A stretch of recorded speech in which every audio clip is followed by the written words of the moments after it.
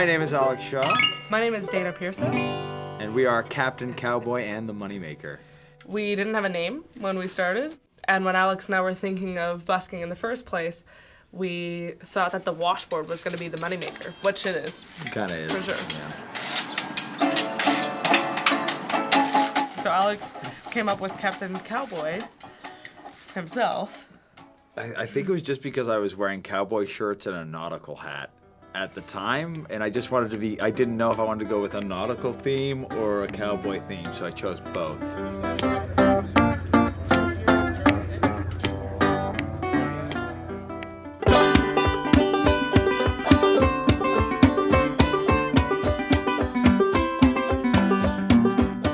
There's an interesting musical estuary between 1900 and like 1935 when styles weren't quite codified. There wasn't the idea of blues or country or like fiddle music. There were just people playing music and things got mixed up depending on where you were going. And when we say that we do folk music, it's music for the people. He's a good old cowboy and he's trying to get home. Alex and I met at a open mic, actually, in the small town that we both grew up in. Together, the two of us started learning the history of songs, and I just fell in love with the idea of learning stories and using songs as a way to tell stories. She was open to every single idea that I threw at her and would add something to it. It was just effortless to work together. And then we fell in love, and then, you know, all that stuff. Can a man so know? Can a man so know? Alex was working like 50 hours a week as a contractor, and I was a waitress, so I was working evenings and weekends. We had no time to see each other.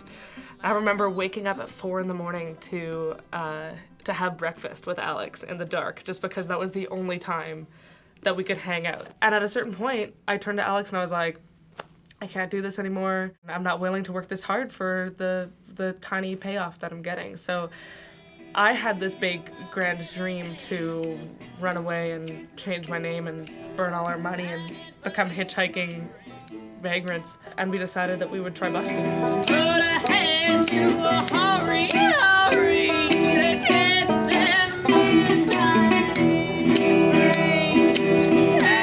We went out busking all day, every day, and then we would come home and we'd practice, or we'd watch documentaries and research, and then we'd go to sleep and wake up and do it all again.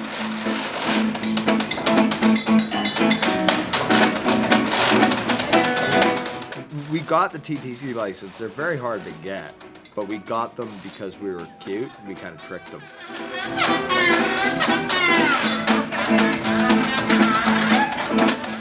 We basically crafted our act from being not very good. We weren't great musicians, so to get people to notice us, we needed to do something.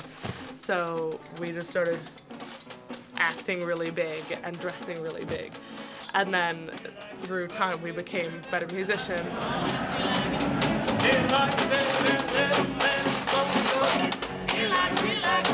I find Toronto has problems with unstructured fun. They're like, oh, well, this isn't corporately sponsored. You're just randomly doing this. That means that it can't be legal. This has got to be something wrong with this. Yeah, that means there must be a catch. Which actually, it works to our advantage because it's like, when we did suck, it was just we put this much effort into it. So people got really excited. And they're just like, oh, they aren't just homeless guys strumming a guitar, singing A Horse With No Name over and over again. They're actually trying to do a show and do something interesting. Thank you very much. The thing about being a busker is sometimes you're dealing with people on the margins of society, and that's where a lot of interesting stuff happens, but that's also where a lot of dangerous stuff happens. Busking as a solo female banjo player, I encounter a lot of very strange people. I've been asked to go home with people before for money. I've had men, there's a lot of men that will come up to me and think it's okay to be touching me, or they'll give me money and never let go of my hand.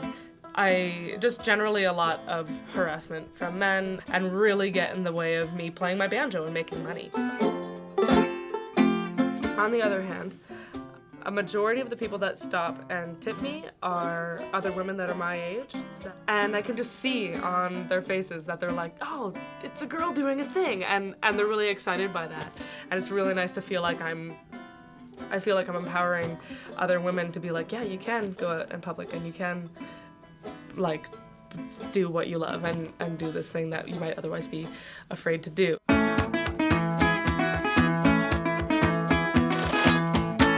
I always knew that if I wanted to get as good at the things that I wanted to do, I needed sustained focus. I needed to just be doing it all the time without distractions. Really, that's really what attracted me to busking. Art is such a malleable thing that it can play any role in society. But for me, art is about relating the stories to people. And I think that's part of the reason why we chose the music we did, because we could have just as easily put on a big show and did popular music that you hear all the time over the speakers. And we'd probably be a lot richer if we did that, right? Like, it would be a much easier path, but it wouldn't be the right thing. It's too comfortable. And that's why I keep referencing back to community, because people and working together is so important to me.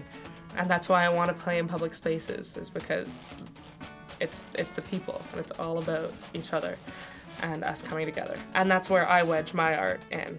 And I say, hey, I'm here and I'm human, and I want you to know that you're human as well. I'm looking for a woman